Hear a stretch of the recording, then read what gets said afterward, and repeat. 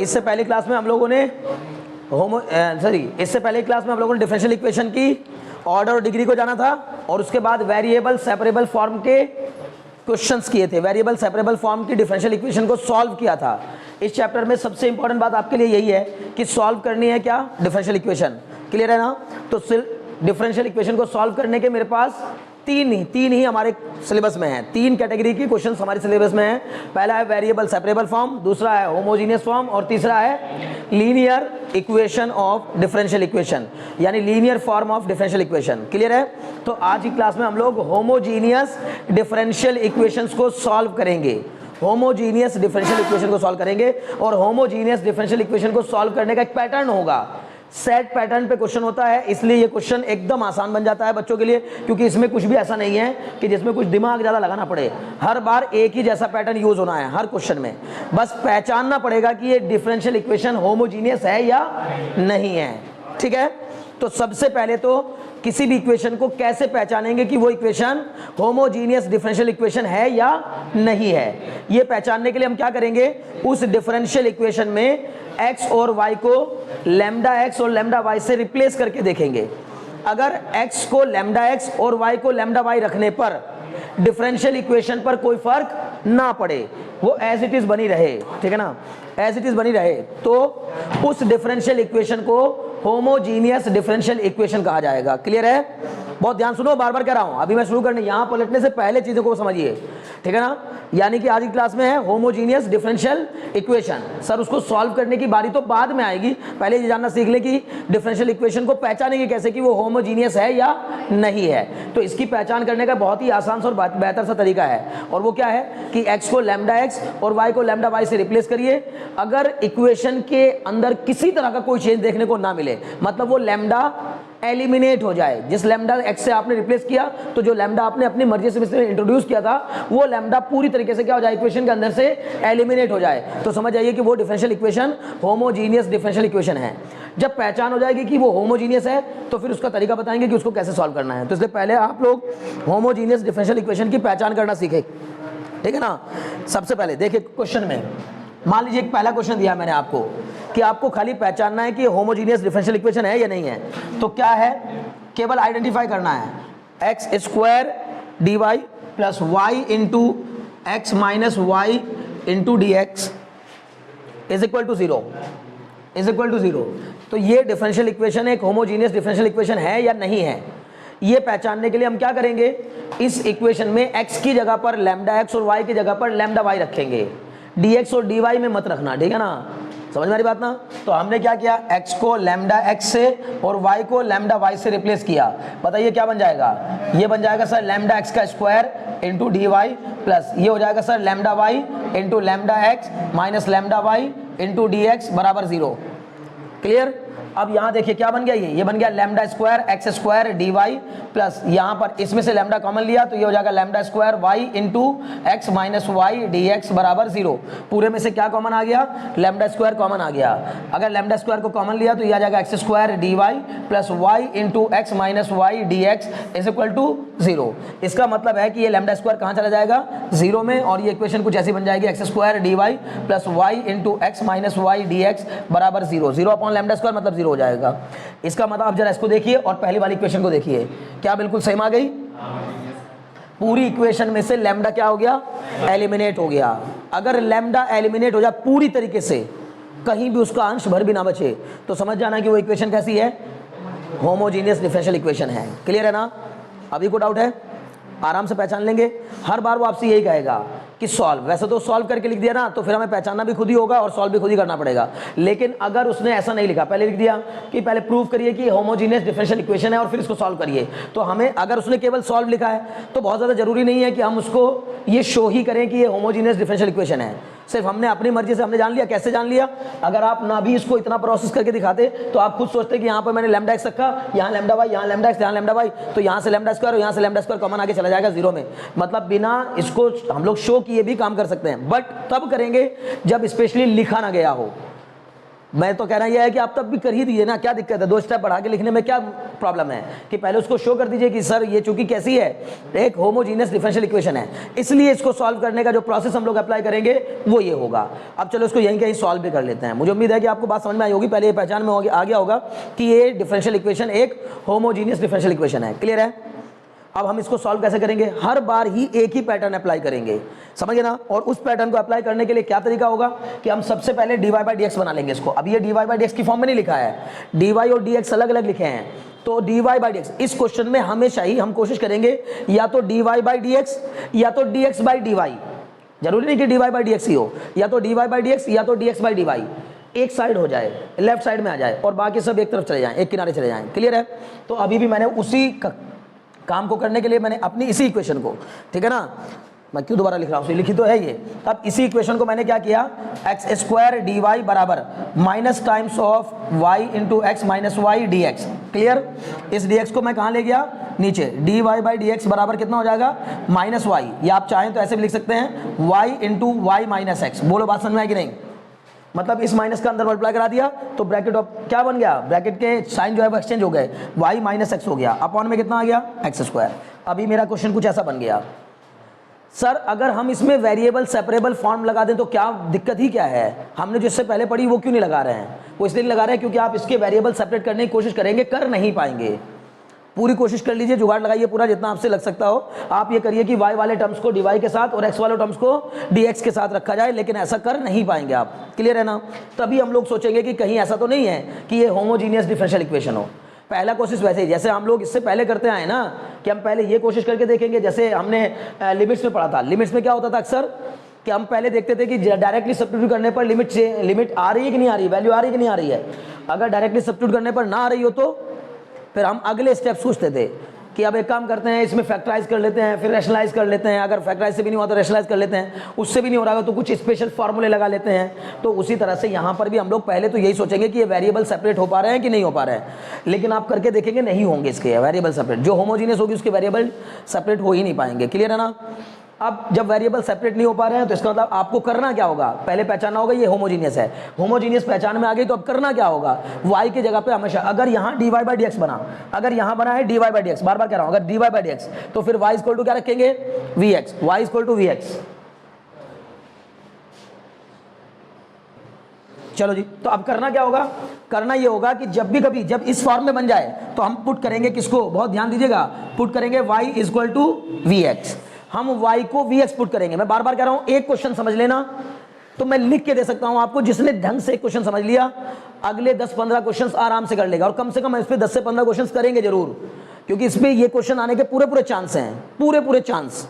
तो इसलिए इसको बिल्कुल भी इग्नोर मत करिएगा। y बराबर vx, जब हमने y बराबर vx पुट किया तो आपने देखा होगा इंटीग्रेशन में हम कभी भी जब किसी चीज को सब्स्टिट्यूट करते हैं, y बराबर vx रखने का मतलब यही हुआ कि y को हटाओ उसकी जगह vx को लाओ, और सब्स्टिट्यूशन का मतलब यही होता है एक को हटाओ उसकी जगह दूसरे को ले आओ, सब्स्टिट्यूशन। तो जब भी कभी मैंने सब्स्टिट्यूट किया, आज तक जितनी बार भी हमने कैलकुलस पढ़ी है, जब से कैलकुलस पढ़ रहे हैं, इंटीग्रेशन पढ़ रहे हैं, जब से हम अब तक सब्स्टिट्यूट करते आ रहे हैं, तो हमेशा क्या किया, जिसको सब्स्टिट्यूट करते हैं उसको डिफरेंशिएट करते हैं। याद है, हर बार यही किया कि जैसे हम कहते हैं tan x को t पुट करो, तो tan x को t पुट करना भी तो सब्स्टिट्यूट करना ही होता है, तो फिर हम tan x को क्या करते थे, डिफरेंशिएट। उसी तरह से इसको भी क्या करेंगे, डिफरेंशिएट करेंगे। तो हमने जिसको y बराबर vx पुट किया है उसी को हम क्या करेंगे, डिफरेंशिएट करेंगे। चलो जी करते हैं डिफरेंशिएट। y को जब हम x के रेस्पेक्ट में डिफरेंशिएट करेंगे तो क्या आएगा, dy बाई dx, लेकिन यहां पर लगेगा क्या, प्रोडक्ट रूल। तो पहले की कॉपी प्लस, सॉरी पहले की कॉपी मतलब v की कॉपी कर ली, x का डिफरेंशिएशन 1, x का 1, फिर प्लस x की कॉपी की और v का किया, v का कितना आ गया, dy by dv by dx, कितना आ गया, dv बाई dx। यानी कि आज के बाद हम इतनी बार ये बात लिखेंगे, इतनी बार लिखेंगे कि आपको याद हो जाएगा कि dy बाई dx कितने के इक्वल आएगा, हमेशा v plus x dv by dx के इक्वल आएगा, यानी वो आएगा आपका v plus x dv by dx। फायदा क्या मिला इससे, सर हमने y को हटाकर ये जो एक नया टर्म इंट्रोड्यूस किया ना v, तो हमारा हमने जो इंटीग्रेटिंग फैक्टर्स थे हमारे, या मतलब जो आपका dy बाई dx था उसको भी हमने बदलकर किसके में कन्वर्ट कर लिया, dv बाई dx में। मतलब हम इस dy बाई dx की जगह पर क्या पुट कर देंगे, v plus x dv by dx। समझ रहे हो ना बात को, v plus x dv by dx is equal to, ये क्या हो जाएगा बताओ, इस y की जगह पर क्या रखेंगे, vx इंटू इस y की जगह पर क्या रखेंगे v x minus x upon में एक्स स्क्वायर। हम ये काम कर ही क्यों रहे हैं सर, ये भी वेरिएबल सेपरेबल फॉर्म बन जाती है ऐसा करने पर। उससे पहले ये वेरिएबल सेपरेबल नहीं हो पाते, वेरिएबल सेपरेट नहीं हो पाते, लेकिन ऐसा कर लेने से फायदा ये मिलता है कि अल्टीमेटली थोड़े से आगे आप 2-4 स्टेप आगे बढ़ेंगे, आपको लगेगा कि अब वेरिएबल सेपरेट आसानी से हो जा रहे हैं। देखिए कैसे, ये हो गया आपका v plus x d v by d x is equal to, अब यहां से मैंने क्या कॉमन ले लिया ऊपर से x, ऊपर से x कॉमन आ गया तो ये बन जाएगा v एक्स स्क्वायर और ब्रैकेट के अंदर बन जाएगा v माइनस 1 अपॉन में एक्स स्क्वायर। इस एक्स स्क्वायर से ये एक्स स्क्वायर कैंसिल, ये बच गया आपके पास v plus x d v by d x is equal to, ये हो जाएगा v स्क्वायर माइनस वी। मुझे उम्मीद है बात समझ आ रही होगी। इस वाले v को भी उधर ले गए तो ये बन जाएगा sir x d v by d x is equal to v square minus 2v। बोलो यहाँ तक कोई समस्या हो तो। अब देखो जरा वेरिएबल सेपरेट हो पा रहे हैं कि नहीं हो पा रहे हैं सर, दौड़ते हुए वेरिएबल सेपरेट हो जा रहे हैं। कैसे सर, ये वी स्क्वायर माइनस 2v को मैं dv की साइड ले जाऊंगा और dx बाई एक्स को साइड ले जाऊंगा, मतलब मेरा कुछ ऐसा इक्वेशन बन के आएगी 1 upon v square minus 2v dv बराबर dx अपॉन एक्स। बोलो इतने में कोई समस्या हो तो। पक्का बार बार करो, बहुत प्यार से एक स्टेप समझा रहा हूं ताकि एक क्वेश्चन सही से समझ लो, बाकी फिर अपने आप ही होते चले जाएंगे, कोई मुश्किल नहीं है, हर एक क्वेश्चन में एक जैसा प्रोसेस, ठीक है ना। अब बताओ ये कौन सी फॉर्म बन गई आपके पास। अब बस अगला स्टेप तो क्या है, वेरिएबल सेपरेट हो गए तो उसका अगला स्टेप क्या होता है, इंटीग्रेटिंग बोथ साइड। अब इंटीग्रेट करेंगे तो इसमें फिर पैटर्न लगेगा इंटीग्रेशन वाला, इसलिए डिफरेंशियल इक्वेशन के क्वेश्चंस बड़े हो जाते हैं। मैंने आपको पहले बताया था कि होमोजीनियस का क्वेश्चन थोड़ा लेंथी होता है, इसके चांसेस थोड़े कम हो गए हैं, पर ये मत मानिएगा बिल्कुल खत्म हो गए, निल हो गए, आएगा ही नहीं, ठीक है ना। हाँ, इससे कम स्टेप में हो जाता है लीनियर इक्वेशन का क्वेश्चन, इसलिए उसके चांस थोड़े बढ़ गए हैं, ठीक है ना। तो हम क्या कहेंगे यहाँ पर, integrating both side, integrating both side, ठीक है, दोनों साइड इंटीग्रेट किया, क्या आ गई equation 1 upon v square minus 2v dv बराबर integration of dx upon x। अब बताओ मुझे यहाँ कौन सी फॉर्म लगेगी, रौनक कौन सी फॉर्म लग जाएगी यहाँ, 1 upon quadratic, 1 upon quadratic, integration की 1 अपॉन क्वाड्रेटिक। बार बार करो, टाइप इसलिए पढ़ाए थे, फॉर्म्स इसीलिए पढ़ाई थी ताकि आपको याद रहे। तो वी स्क्वायर माइनस, यानी इसको पहले क्या बनाएंगे, परफेक्ट स्क्वायर, और परफेक्ट स्क्वायर बनाने के लिए वी के कोफिशिएंट के हाफ का स्क्वायर ऐड और सब्ट्रैक्ट, वही पुरानी कहानी, ठीक है ना। तो ये हो जाएगा 1 upon v square minus 2v plus, अब बताओ वी का कोफिशिएंट 2 का हाफ 1, हाँ पार्शियल फ्रैक्शन भी लगा सकते हैं। अब किसी का दिमाग ने काम किया सर मैं यहाँ पे v कॉमन लेकर के v माइनस 2, दो क्या बना लूंगा, इसके दो फैक्टर बना लूंगा और फिर इसको a upon v plus b upon v minus 2 वाले लगा करके, मतलब पार्शियल फ्रैक्शन से भी हो जाएगा, कोई दिक्कत नहीं है, जो आपको सही लगे उससे कर लो, कोई फर्क नहीं पड़ता। लेकिन 1 अपॉन क्वाड्रेटिक मुझे देखते ही तुरंत समझ में आता है कि यार 1 अपॉन क्वाड्रेटिक में क्या लगाओ, परफेक्ट स्क्वायर वाला मेथड लगा दो, ठीक है ना। अब बताओ v का कोफिशिएंट 2 का हाफ 1 का स्क्वायर ऐड करेंगे और 1 का स्क्वायर ही सबट्रैक्ट करेंगे इनटू में dv बताओ 1 अपॉन x dx। इसका तो सबको पता होता है, कौन ऐसा है जिसको ये ना पता हो, log x प्लस c। ये तो हमने इतना ज़्यादा कर लिया, log हमारे सिलेबस में नहीं है, लेकिन जब से कैलकुलस चली है तब से log हमारे पीछे पड़ा हुआ हट नहीं रहा है बिल्कुल भी। 1 अपॉन x dx ना, कहाँ x का स्क्वायर, कहाँ x का स्क्वायर चला गया, वो चला गया x का स्क्वायर, ठीक है ना। ओके चलो ठीक है, समझ गए ना, ठीक, बात समझ में आ गई। अब इसको इंटीग्रेट कराओ, इसमें क्या करूंगा 1 अपॉन, बताओ ये क्या बन गया आर्यन, ये तीनों मिलकर क्या बन गए, v माइनस 1 का होल स्क्वायर, v माइनस 1 का होल स्क्वायर माइनस 1 का स्क्वायर इंटू dv बराबर, ये आपका हो गया log x प्लस सी। बोलो यहाँ तक कोई समस्या हो तो। अब बताओ यहाँ कौन सा फॉर्मूला ले जाएगा, 1 अपॉन एक्स स्क्वायर माइनस ए स्क्वायर, कोई बताएगा, हाँ 1 अपॉन 2a लॉग मॉड, है ना, log mod x minus a upon x plus A, x मैंने इसको लिया है तो v minus 1 upon v minus 1 plus 1। बोलो बात समझ में आ रही कि नहीं, आ रही है ना। Log mod x minus a upon x plus a is equal to log x plus c, क्या कहने हैं, ठीक है। अब ये हो जाएगा भाई मेरे प्यारो 1 अपॉन 2 लॉग मॉड।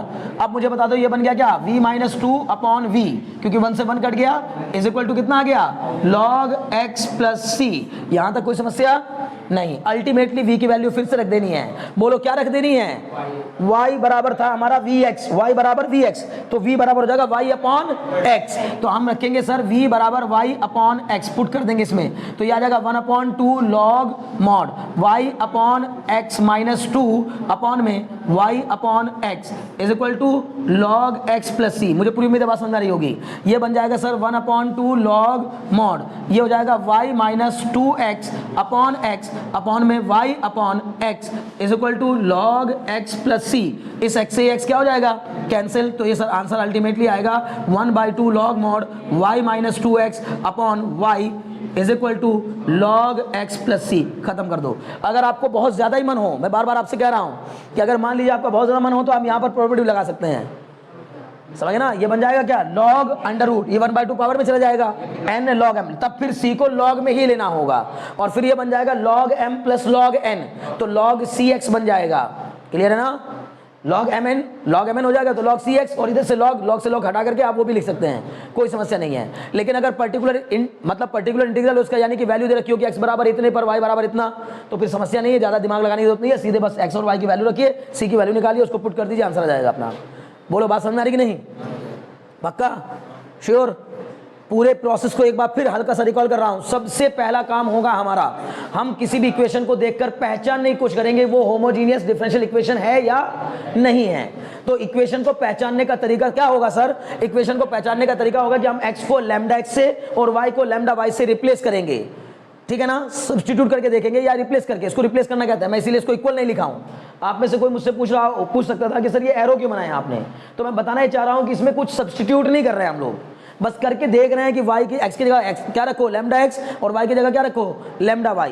ऐसा करने पर अगर लैम्डा पूरी तरीके से एलिमिनेट हो जाए तो समझ जाओ कि वो इक्वेशन होमोजीनियस डिफरेंशियल इक्वेशन है। जब वो होमोजीनियस डिफरेंशियल इक्वेशन होगी तो पहला मकसद मेरा होगा कि भाई यानी हाउ लेफ्ट साइड में dy/dx बचा लूं और राइट साइड में बाकी सारे टर्म ले जाऊं, ठीक है ना। dy/dx को लेफ्ट साइड में बचा लूंगा और बाकी सब एक साइड राइट साइड ले जाऊंगा, ठीक है ना।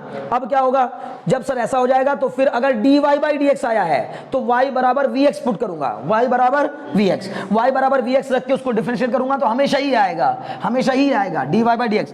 जब आप बहुत ज्यादा प्रैक्टिस कर लेंगे तो y बराबर vx रख के आप डायरेक्टली ये भी लिख दिया करेंगे कि dy/dx equal to v plus x into dv/dx। ध्यान रखिएगा v प्लस dv/dx नहीं है, v plus x into dv/dx है। क्लियर है, तो v plus x into dv/dx किसकी जगह पर, dy/dx की जगह पर इसको पुट किया, वेरिएबल सेपरेट हो जाएंगे दौड़ते हुए।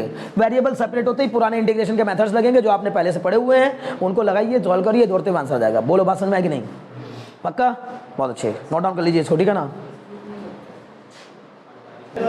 चलिए, तो अगर ये क्वेश्चन समझ में आ गया तो अगले क्वेश्चन करने के लिए तैयार हो जाइए भाई। और खूब क्वेश्चन हैं, बार बार कह रहा हूँ, एक आध क्वेश्चन नहीं है, भर भर के क्वेश्चन है, बोर्ड में खूब क्वेश्चन आए इसके। तो इसका मतलब है कि आपको लगातार अब लाइन से काम करते जाना है बस, ठीक है। देखिए मैं पहला क्वेश्चन लिख रहा हूँ आपके सामने, पहले पहचानिएगा कि ये होमोजीनियस है कि नहीं है। x plus y into dy plus x minus y into d x is equal to 0। और गिवन क्या है, given that y is equal to 1 when x is equal to 1, y is equal to 1 when x is equal to 1। जब x बराबर 1 है तो उस समय y बराबर 1 है, मतलब इसमें क्या भी करना होगा, लास्ट में आकर के c की वैल्यू भी फाइंड करनी होगी, ठीक है ना। x की वैल्यू 1 रखकर y की वैल्यू 1 रख करके c की वैल्यू भी फाइंड करनी होगी। अभी मैं नहीं कराऊंगा, पहले मैं आपको मौका दूंगा करने के लिए, ठीक है ना। तो आप प्लीज जल्दी से जल्दी करने की कोशिश करिए। हाँ भाई ऐसे बता नहीं पाऊंगा, बहुत लंबा क्वेश्चन है ना। इंटीग्रेशन वाले पार्ट में आंसर आ रहा है 1/2 बाहर log v square plus 1 plus tan inverse v। तुम्हारे tan इनवर्स आया कि नहीं आया, चलो ठीक है, अब सुनो, यहाँ ध्यान लगाओ। पहला ये बच्चे अब ध्यान लगाओ, एक बार फिर से समझो, है ना। देखिएगा यहाँ पर कर रहा हूँ मैं सॉल्यूशन नंबर 2, क्वेश्चन नंबर 2 का सॉल्यूशन कर रहा हूँ यहाँ पर, ठीक है। सबसे पहली बात, हमें इक्वेशन दी गई है x plus y d y plus x minus y d x बराबर 0। तो मैं एक बार x को लैम्डा x से और y को लैम्डा y से रिप्लेस करके देखूंगा, बताइए क्या आ जाएगा। अगर मैंने ऐसा किया तो x की जगह पर आएगा बच्चे lambda x plus lambda y into d y plus ये आएगा lambda x minus lambda y into d x बराबर 0। यहाँ से बताओ लैम्डा कॉमन आ गया कि नहीं, तो ये बच जाएगा बच्चे x plus y d y plus ये बच जाएगा, यहाँ से भी लैम्डा कॉमन आ जाएगा x minus y d x बराबर 0। पूरे से लैम्डा कॉमन लेकर के क्या हो जाएगा, कैंसिल आउट हो जाएगा। ये बचेगा x plus y d y plus x minus y d x बराबर 0। ये लैम्डा कहाँ चला जाएगा, 0 में। तो तो सर मेरा कुछ आंसर वापस फिर से ये बन गया x प्लस वाई इंटू में x minus y d x बराबर 0। बोलो बात समझ में आ रही कि नहीं आ रही? अब देखो मैंने तो ये 4-5 स्टेप भी किया, आपने ये भी नहीं किए होंगे क्योंकि आप जान रहे हैं कि होमोजीनियस है, पहले से पता है, मुझे पता है, मैं जान रहा हूँ ना। लेकिन भाई नहीं करना ऐसा, पेपर में जरूर चेक करना, उसको दिखाना भी है कि देखिए ऐसे चेक किया मैंने। तो हम यहाँ से कह सकते हैं this is a homogeneous differential equation, this is a homogeneous differential equation, ठीक है ना, ये एक होमोजीनियस डिफरेंशियल इक्वेशन है। बोलो सूर्य प्रताप बात समझ में आ रही कि नहीं? बहुत बढ़िया। अगर ऐसा है तो फिर अब बताओ आगे क्या करेंगे? y is equal to v x put करेंगे, तो हम यहाँ लिखेंगे सर पुट y बराबर v x, y is equal to v x put करेंगे। अगर मैंने y को वी एक्स के इक्वल पुट किया तो मुझे क्या करना होगा? उसको डिफरेंशिएट करना होगा सर। y बराबर वी एक्स रखने पर जब मैं इसको डिफरेंशिएट करूंगा तो sir d y by d x equal आ जाएगा किसके? v plus x into d v by d x के। बोलिए बात समझ में आ रही कि नहीं? अब एक काम कर लेते हैं, पहले हम d y by d x को अलग तो कर लें। हमने वो भी नहीं किया, वो मैंने आपसे जबकि कहा था कि पहले हमें क्या करना होगा, पहले d y by d x को एक किनारे और बाकी सबको एक किनारे, समझ गए ना? तो इसका मतलब हम एक काम कर लेते हैं, यहां पर करते हैं x plus y d y बराबर x plus y d y बराबर माइनस का x minus y d x. अब माइनस का मल्टीप्लाई अंदर करा दो तो ये बन जाएगा x plus y d y बराबर वाई माइनस एक्स। बोलो बनेगा कि नहीं? Y minus x d x. अब सर मैंने कर लिया d y by d x बराबर y minus x upon y plus x. बोले इतने में कोई समस्या हो तो? पक्का? बहुत अच्छे। अब मैंने वो पुट किया कितना? वाई बराबर वी एक्स, वाई बराबर क्या पुट करना है? V x. तो वाई बराबर वी एक्स पुट करने पर d y by d x कितने के इक्वल आया है? V plus x d v by d x. नहीं समझे वरुण? बहुत अच्छे। y की जगह पर क्या रखूंगा? V x minus x, v x minus x upon y की जगह पर क्या रखूंगा? V x plus x. बताओ क्या बन जाएगा? v plus x d v by d x बराबर, यहाँ से v कॉमन ले लिया, बोलिए क्या बचेगा? x माइनस वन अपॉन में v कॉमन ले लिया, बोलिए क्या बचेगा? x plus one. v से v कैंसिल हो गया, ये हो जाएगा x into d v by d x बराबर, oh sorry sorry sorry sorry, ये बहुत बड़ी गलती हुई मुझसे। x कॉमन लेंगे तो क्या बचेगा? v minus one. x common लेंगे तो क्या बचेगा? v plus one. क्लियर है ना? x से x कैंसिल, ये हो जाएगा कितना? v minus one upon v plus one minus v। ये वाला प्लस v भी उधर जाके क्या हो गया? Minus v। अब ये बन जाएगा sir x into d v by d x बराबर v minus one minus v square और माइनस का v अपॉन में v प्लस वन। बोलो बात समझ में आ रही कि नहीं? यही सब तो नहीं करते हो तुम लोग? मैंने कहा ना छोटी सी गलती करते हो वहीं फंस जाते हो। ये v को तुमने इग्नोर मार दिया, गलत गलत। हाँ हाँ ठीक ठीक ठीक, वेरी गुड वेरी गुड। तो क्या जाएगा? x d v by d x बराबर, बताइए बच्चे, v माइनस वी खत्म हो जाएगा। अब बताओ क्या बचेगा ऊपर? माइनस कॉमन लेकर के v square plus one upon में, हाँ ठीक है, v प्लस वन। जरा एक बार देख लेना मैं ये सही कर रहा हूँ कि नहीं? पक्का? बहुत बढ़िया, वेरी गुड। अब बताओ क्या करना चाहिए? सर अब इसको अलग अलग कर लेते हैं, काम कर लेते हैं डीवी वालों को।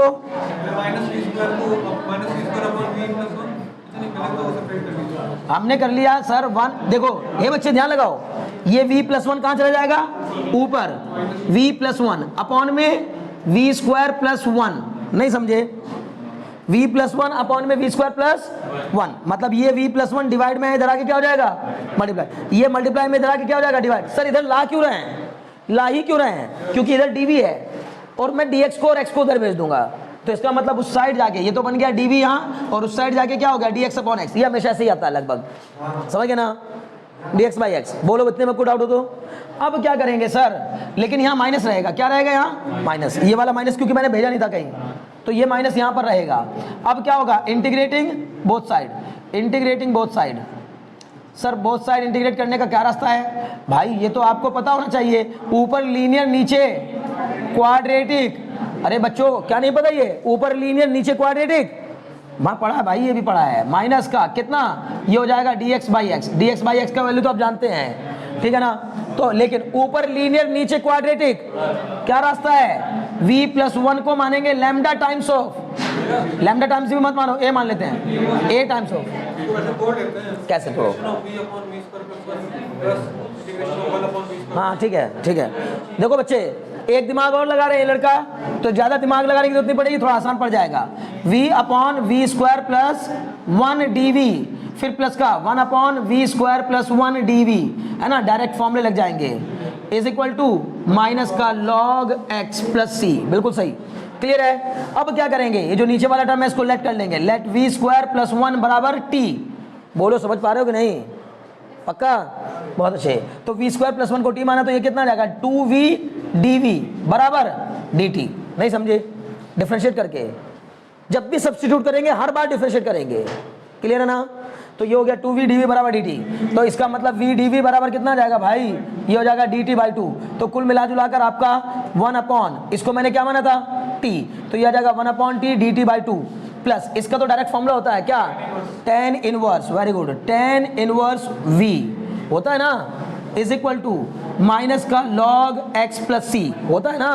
1/t का बता दो जल्दी से कितना आएगा, log t 1/2 बाहर ले लेते हैं, 1/2 log t, और ये हो जाएगा प्लस का tan इनवर्स v बराबर माइनस का log x प्लस c। बोलो बात समझ में आई कि नहीं, समझ पा रहे हो ना भाई, बहुत अच्छे। t की वैल्यू रख दो जल्दी से, 1/2 log t की value v² plus 1, v² plus 1, फिर प्लस में ये कितना है tan इनवर्स v बराबर माइनस का log x प्लस c। बोलो यहाँ तक कोई डाउट हो तो v की वैल्यू फिर से रखो, v की वैल्यू कितनी रखेंगे y/x, ये हो जाएगा 1/2 log, अंदर v की वैल्यू रखेंगे y² आ जाएगा प्लस 1 हो जाएगा, और फिर प्लस का ये कितना हो जाएगा tan इनवर्स y/x बराबर माइनस का log x प्लस c। बोलो यहाँ तक कोई समस्या आ रही है क्या, पक्का।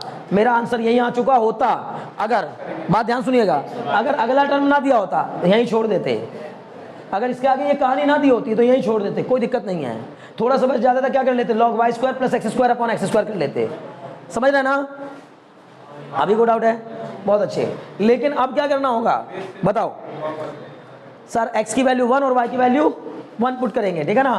पुट करेंगे क्या, y equal to 1 when x equal to 1, तो पुट करिए भाई y equal to 1 when x is equal to 1, तो x की जगह पर 1 और y की जगह पर 1 रखिए जल्दी से, बताइए क्या आएगा 1/2 log, बताइएगा ये 1/1 मतलब 1 और 1 प्लस 1 मतलब 2, तो ये हो जाएगा log 2, 1/2 log 2 plus tan inverse 1, tan inverse 1, tan inverse 1 की वैल्यू π/4 जानते हैं, इज इक्वल टू माइनस का log 1 और प्लस का c, log 1 की वैल्यू कितनी हो जाएगी 0, ये बन गया π/4, ये क्या हो जाएगा π/4, ये अलग क्यों आ रहा है,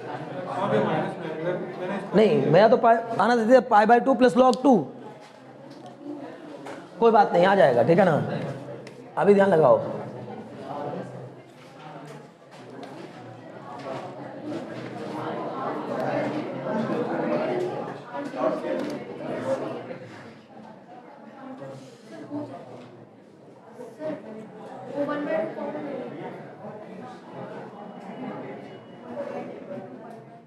वन बाई टू कॉमन ले लेंगे, हाँ हाँ सही कह रहे हो, तब वो मेरा आंसर 2 log x में आने लगेगा, ठीक है ना, कोई दिक्कत नहीं है, कोई दिक्कत नहीं। आप समझो यहाँ पर x की वैल्यू 1, y की वैल्यू रख करके जो भी आ रहा है आप उसी को लाओ, ये कितना आ जाएगा 1/2 log 2 प्लस tan इनवर्स, बोलो ना भाई, tan इनवर्स 1 की वैल्यू π/4 बराबर कितना हो जाएगा c, ठीक है। बस c की ये वैल्यू उठा करके यहाँ पे पुट कर देनी है, आपका जो आंसर आएगा वही आंसर है, सिंपल, कुछ नहीं करना है, समझ गए ना।